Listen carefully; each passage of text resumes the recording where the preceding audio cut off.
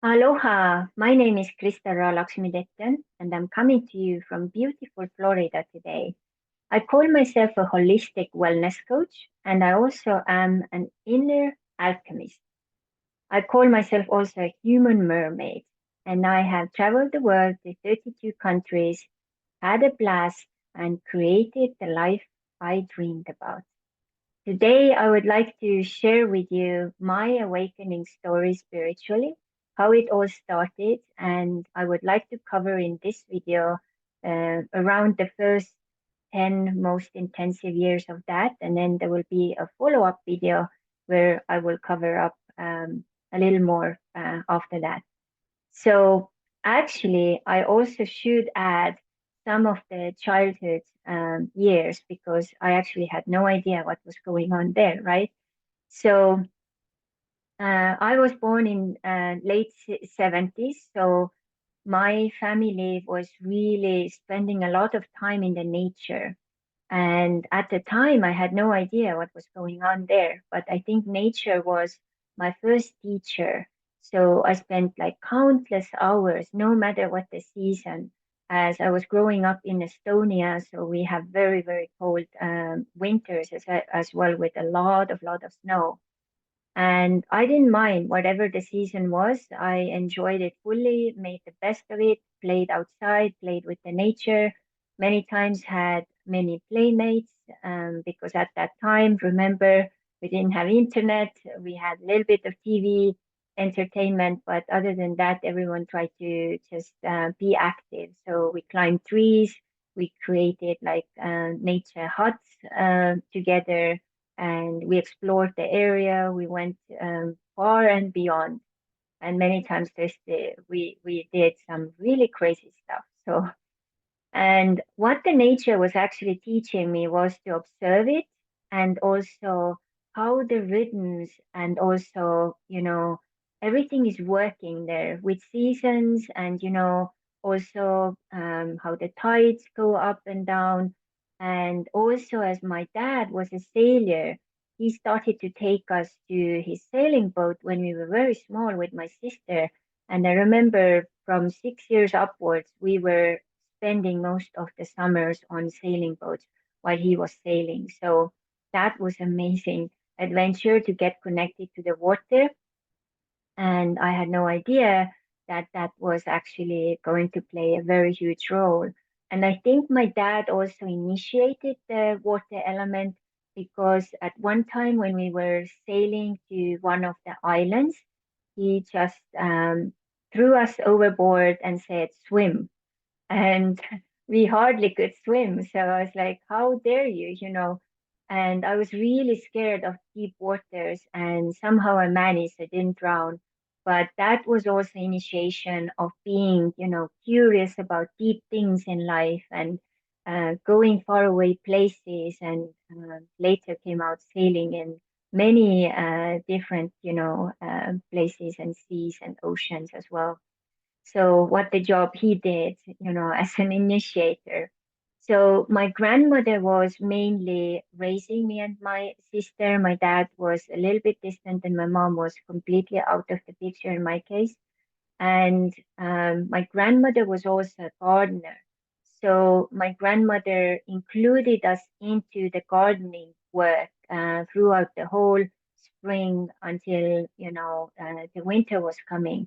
So we were part of everything, planting the seeds, weeding the weed out, and then doing the whole job you need to do to take care of things to get harvest. So at that time, I had also no idea how an influence that has on me. I've never learned to love gardening because it was so like forced on us. But I really learned what it takes to really grow something from seed to a plant or, a bush or a tree. So you have to maintain, you have to take care, you have to put the love and time and energy to it. And that also taught us a lot about, very, consistency and work hard and all of these things. So let's fast forward.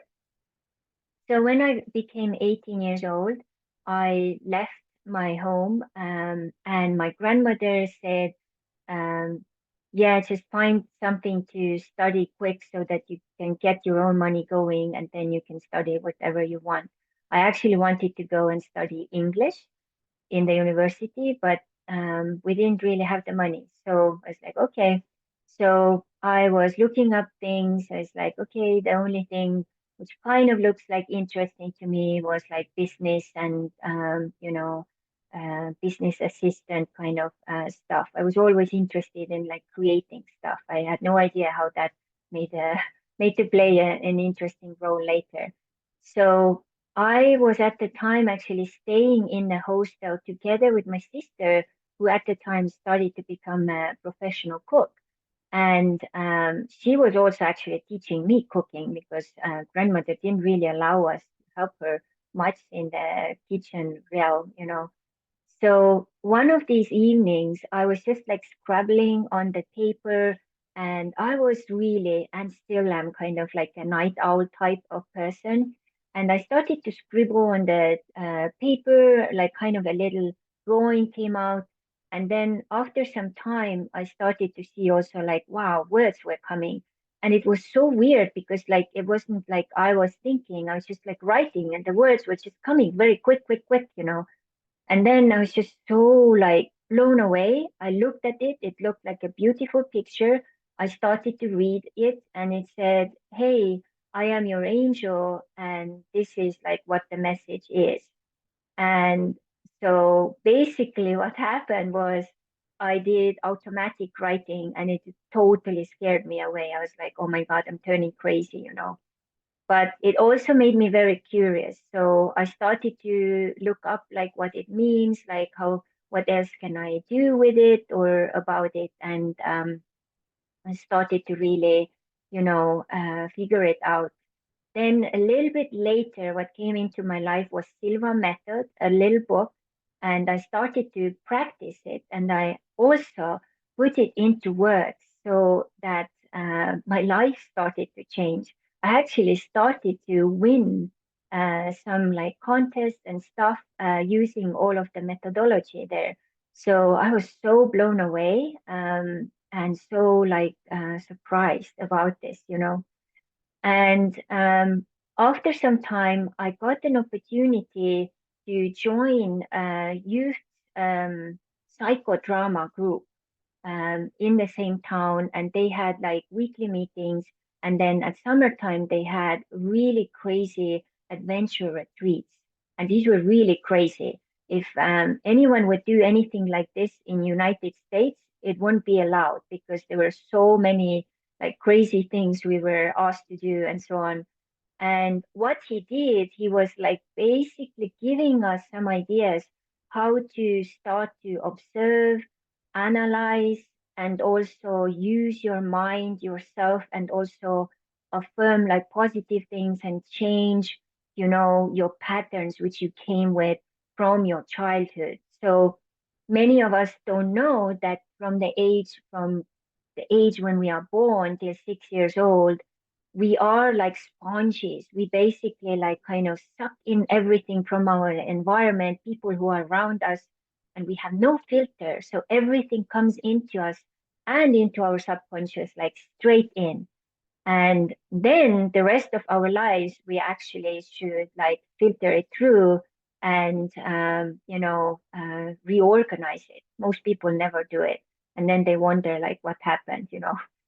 So luckily, as this process started, I started to get deeper into my own things and heal my childhood things and childhood wounds. And I was just so blown away about those nature adventures. So one of the crazy example was like, okay, go and find a place in the nature and lie down with your sleeping bag and spend the night there and nothing else. So alone. So I may have been maybe at that time, like, I don't know, 19 years old or something. It's pretty scary.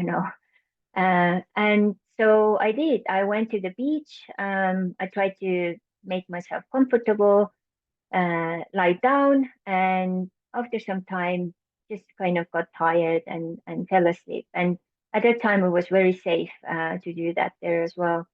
So, and then I just before the sunrise, I woke up and I just kind of, sat up and just was just blown away to see this beautiful sunrise. And before I was actually even like sitting up, there was a frog.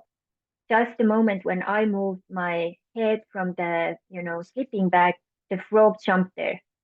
So I was like, wow, that must have some kind of a symbol as well, right? So, and then I just was so blown away by the beautiful sunrise. And later he was explaining the way we were choosing these different, places was telling quite a bit about us and our personality, our elements, but also was talking about how close we are to our potential. So if we were able to see the sunrise and also didn't like sleep in, then we are very close to our potential to be kind of open up and so on and use. And some people were sleeping in the forest, so obviously they couldn't see the sun and so on. So it's like, wow, how funny, And now looking back at that, was like, yeah, totally makes sense. Sadly, this psychotherapist who was guiding this has now passed away, but I was so lucky to go and visit him a couple of years back, and it was just, he was still so good. Like, it was just amazing how he figured out the human psyche and existential parts of it, and like how it all functions, how the patterns get all like weave together, and how to undo all of these things. So he had such a beautiful, amazing, powerful influence in my opening journey. And then the next thing was, of course, I became a mother. And as you become a mother at a young age, like I was, so it is really a powerful experience, but it's like transforming you inside out. So you're energetically changing because now I was giving birth to an indigo child. So when we are, pregnant with indigo crystal golden children, us as mothers, our energy will also go through the whole upgrading, partly with that as well. And things were really shifting and happening. I then was invited to become a member to a women's dancing club, and we were doing some kind of like contact dance and improv dance mix and put together beautiful choreography. Went to perform, actually won one of the performances, and then even went to perform in Finland with that, so which was really cool. So then I started to learn a little bit more about my body, how I like to move, how I like to do these different things, get deeper, and even like to enjoy touching while you are dancing. So that was like a new experience as well. And then things were kind of going a little bit into a challenging, time into my life where I had to actually break up with the father of my son, and I had to leave for a period of time. And I got a scholarship in Danish Folk High School for 5 months. And I took that and went there. And I think it was maybe the second week when I decided that this is the time when I want to actually not eat red meat anymore. And because the eating was so lush there, so I was like, okay, I'm going to just pick that one out. And now, over 20 something years later, I'm actually so great I did that. So, some years later, I also quit all kinds of alcohol, all kinds of like, drugs, which I had tried, and even smoking, I had tried smoking as well. So that was a huge shift as well, because that will change your energy and your frequency right away. And after I came back from Denmark, I was a changed person because now I had lived with international people for basically so many months. And I also did some traveling. I went to Norway, I went to Italy, and traveling started to really open up my mind. And I felt so alive when I was traveling. I was like, what's up with the traveling, right? and so courageous. Like the way I was traveling, it was just like mind blowing, meeting random new people. And after I went back to Estonia, I couldn't really fit in anymore because I just expanded so much. So I decided that I want to go to Norway. And at the time, the only way to go to Norway, you had three options. You could go as an au pair, missionary, or get married. I had no desire to get married to anyone after my first longer relationship kind of ended the way it did. I wasn't really into missionary work, and au pair was the last option. So that's what I started to research. I found a company, they found me a family, and I at the moment was also looking for secretary jobs in Estonia because I wasn't about sure about this au pair thing. So I actually went through the whole interview process, everything for one amazing company, which was actually connected to Norway in Estonia. I was one which was selected out of like 100 candidates and was about to start this like in 2 weeks' time when I got also the offer to go and become an au pair in Norway. And I was like, "Ooh, I don't know which one." And of course, staying in Estonia closer to my son felt like, very rational thing to do. But this au pair thing, somehow it was just like making me so alive. It was like I couldn't even put it into words. It was like, I have to go, like almost like when you need to pee, energy. So I said no to the job. So they, of course, had to do the whole interview process again with someone. And I arrived to Western Norway, which was close to Stavanger. And I was supposed to become a nanny or au pair for two twins. They were 4 years at the time old. And they also had a son who was like, I think, 9 years old at the time. So, and I literally didn't speak a word of Norwegian, only English and Estonian. So now you can imagine, like 4 years old, like they don't speak any other language yet, right? So it really forced me to study Norwegian really like, very deeply and fast on my own because all the classes for foreigners who were coming in to study Norwegian were full at the time. So I started to study and use newspapers as my translation, stories. And I was going for walks with my big dictionary, which was like almost 1 kilo heavy.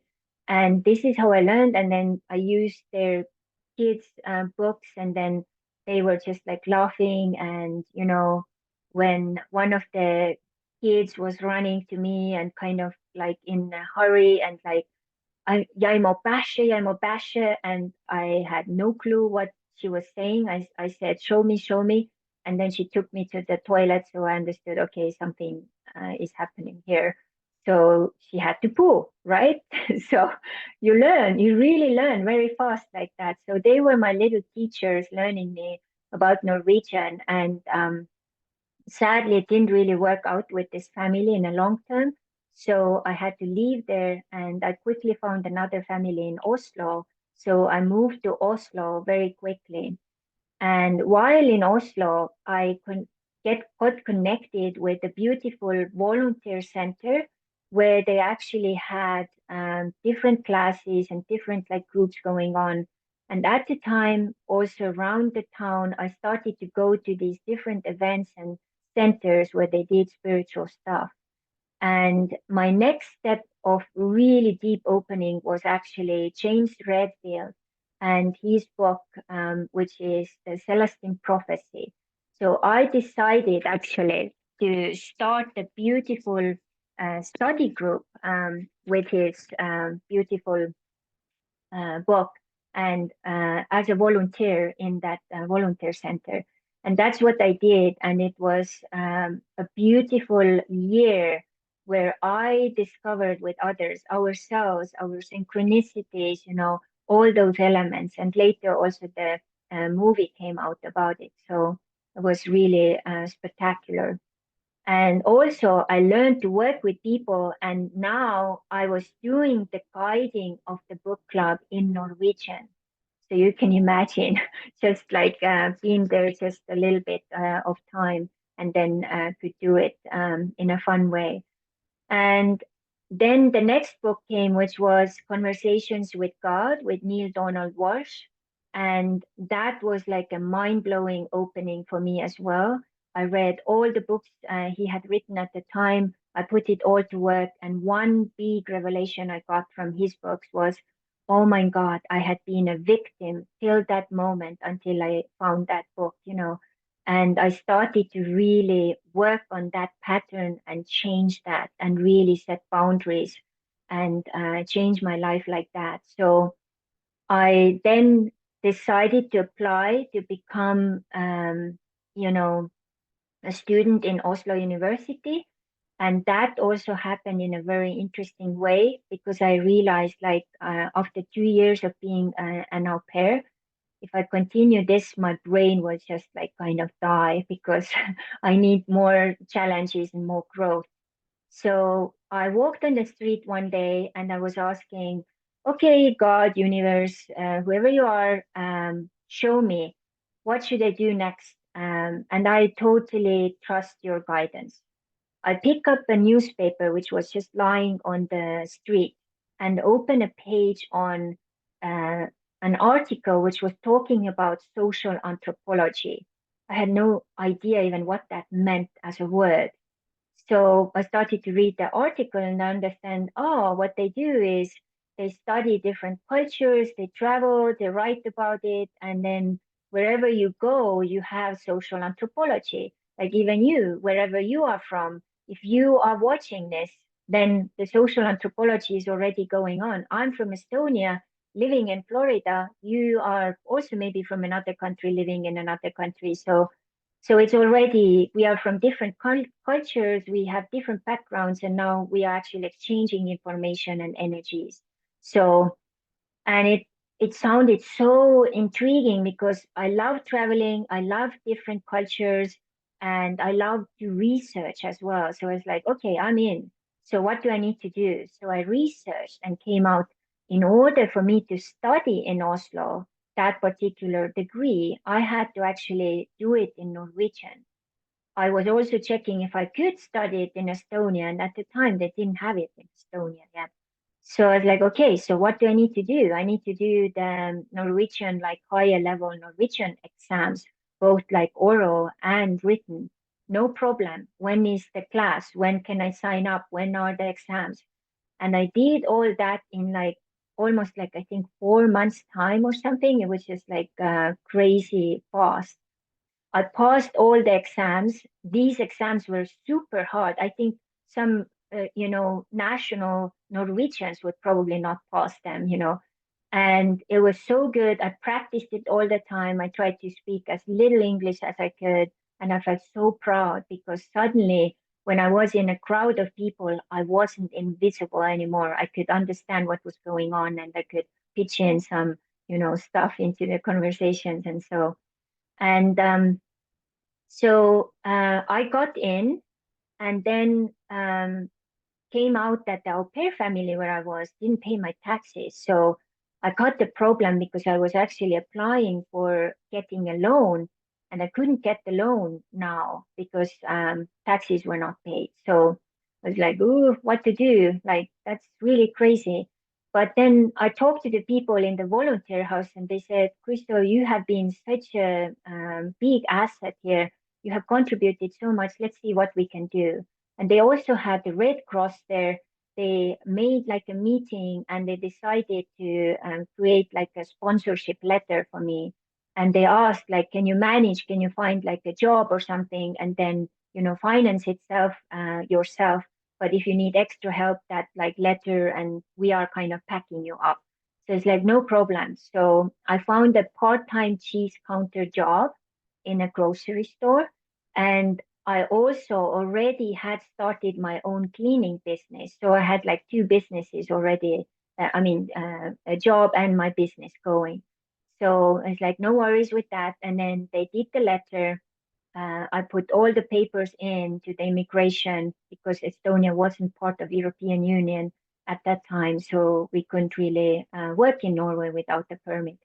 And it wasn't moving anywhere. And then suddenly I told them, and then there was a Lions Club as well, the Lions Club representative, and I told, hey, this hasn't come through. Like, can you, I don't know, maybe check or call there? They called, and 24 hours later, my papers went through, and I became a student of Oslo University. I could then move into the student hostel and start my independent life in Norway, in one of the most expensive cities in the world. And as I was there, I got very, very excited and interested about angels and angel therapy.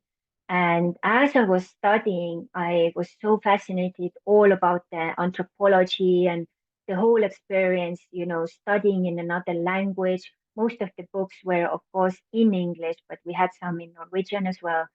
And by the end of the degree, the bachelor's degree of social anthropology, we actually had to go outside of Norway to take the last semester, you know, somewhere outside of that culture where we were. I mean, already I was outside of my culture because I wasn't in Estonia, but it still needed to go, you needed to go out.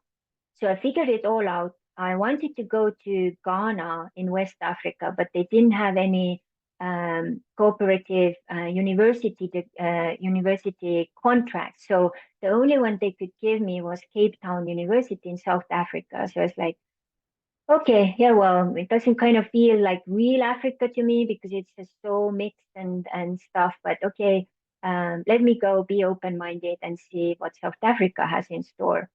And oh my God, this turned to be one of the most fun 5 months of my life.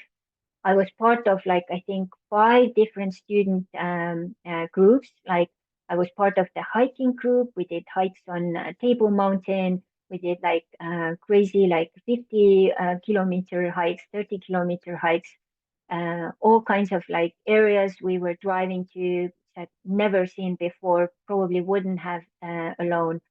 I got to meet amazing people. I became also a member of a surfing club and learned how to surf. That was a fun experience as well. And I was also part of the art project in a township. So we went there to teach the kids about the art and talk about the life in general as well. And I remember this one class we had in that art class there. It was so amazing to see these little kids just like kind of light up. So I asked, what is your dream? And I asked them to actually draw an element of their dream.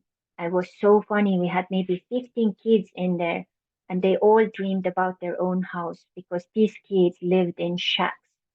So it was just like kind of put together of materials they had found. So that was so interesting that someone is just interested to have a home because it was just such a different environment. And then I also asked them, do you guys know where Estonia is? And then of course they didn't. So I showed them on the map. And then I also said, you know, I would never in my wildest dreams imagine that I would study in Cape Town University, one of the most kind of world-class universities in Africa in general, with 50,000 other students. And many times we had 15 or more nationalities in our classes. So that's what I call a challenge of culture, right? And I wanted to inspire them there and then, like, okay, you need to really work with your dreams because it may happen if you never give up and continue to draw it out, visualize it. And I am a proof that this is possible because I come from pretty much very poor family as well. And I wasn't destined for success or any riches, you know, from the get-go. So they were very inspired and they were kind of like my little first students there as well. At the same time, I got connected to a very interesting kind of, yeah, there were like kind of several groups. So there was a little group of people who were organizing holistic fair. I think it was like once a month on a Sunday. So first I just went to check it out. They had a table where they had all kinds of like, business cards. And I pulled out maybe around like 100 of them. And then when I got home, I went through them, and this one kind of stood out or like kind of jumped at me. And that was called the Angel House. So I actually started to hear about then about this lady there, Daniela, who was running it, and she's psychic and she's like amazing, and she also runs classes. So that's what I did. I looked her up and came out that actually she lived very close to us, so I could actually even just walk there. And I started to do her angel school. And by the end of my time there, I actually had become a certified aminologist, which means like angel therapist. And with that, I started to do practice runs in the local community house. I did a couple of sessions there, and also was part of Daniela's class when the movie Secret came out. And Secret was really powerful because in that um, beautiful workshop we did together, I was part of the creating the abundance meditation, and then I also got a little money for doing that. And at that time, actually, I had extra challenge with my founding or like funding of my resources. So I had to actually figure out the solution, and angels and all the tools that I learned from her. I put it into works and I figured it out, like with the help of actually starting to do online angel card readings. And that year, that time was actually 2006. Most people didn't do that and didn't even know what that was, right? Now it's like, everyone is doing it. So, and that was just fascinating to me, like, wow. Then I got back to Estonia and started to offer all those different classes and sessions, and I almost became a celebrity spiritually in Estonia overnight. I got so much attention, and I was invited to radio, TV, magazines, newspapers. I got so much attention that I actually developed like almost like 6 months waiting list of the people who wanted to come to me for sessions. At the time, I was still living in Norway, so I was like, okay, what to do next? So I realized I had to move back to Estonia to be able to follow my call and work with that next step. And angels were the ones also, which came to me through that writing, automatic writing. They had been with me all throughout all these steps and, supporting me, protecting me all the time. And now it was time for them to really blossom with me and do these, things. And I remember when I was putting up and together my first abundance workshop with angels, like how you can call for angels to help you to create more abundance. I thought, yeah, maybe 10 people will show up or something. And then when 70 people showed up, and they also had to all pay up front. And I landed in Estonia. I went to the bank ATM and just wanted to see how much money there was. And I couldn't believe it. It was like, oh my God. And then later, I actually went back to South Africa to film in Daniela's Angel House to do my documentary there. And when that was all done and ready, which was an amazing story as well about the lady who was a Jehovah's Witness, then experienced her own grandmother coming from the other side to say that, hey, they have actually lied to you. There is life after death. Here it is. I am here. This is a proof. And you have to figure now out what to do about it. So she decided to come to Daniela's Angel House and start to take classes and start to change her life according to what Daniela was guiding. And step by step, she was blossoming, opening up more. But then she hit the roadblock. She couldn't really continue because she was so like kind of stuck. And then what happened was she OD'd, and her neighbor actually helped her to, come back to life. And as she was ODing, she went to the other side. She met with her grandmother, met with many other relatives, and it was so life changing. When she came back, she totally turned her life, around. And sadly, everyone else basically turned their backs to her. She had to divorce. She lost contact with some of her kids, and it was a very difficult time for her.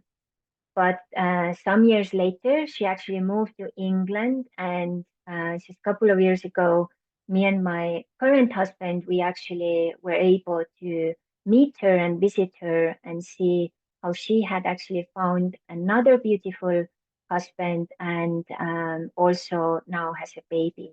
So it really worked out very, very well. But what an honor to be part of someone's story like that. So angels were working throughout the whole process, me even going back extra for South Africa to get that part of the story. And then when I brought that movie to Estonia, I subtitled it to Estonian as well, right? So I was also so amazed that one screening night um, paid so much money. It was just like, 50 minutes. I was like, I couldn't believe that what I had done, like all of this hard work, and also, this was art in a way, that art can pay you, you know. So this was such a beautiful journey with the angels. And then in my next video, a follow-up story, I will share with you where they guided me next and what the next 10 plus years were like. So I hope you really enjoyed it. And if you have any questions or you would like me to elaborate a little more about this first part of my awakening, let me know. And I want to also thank many of the other YouTubers who have actually inspired me to do this video. I've never told the whole story in that way. So I hope it inspired you, motivated you. If you know at least 5 other people who could benefit from this, please share. And also, if you would like to have more videos like this, please subscribe. And happy, beautiful new beginnings. Aloha.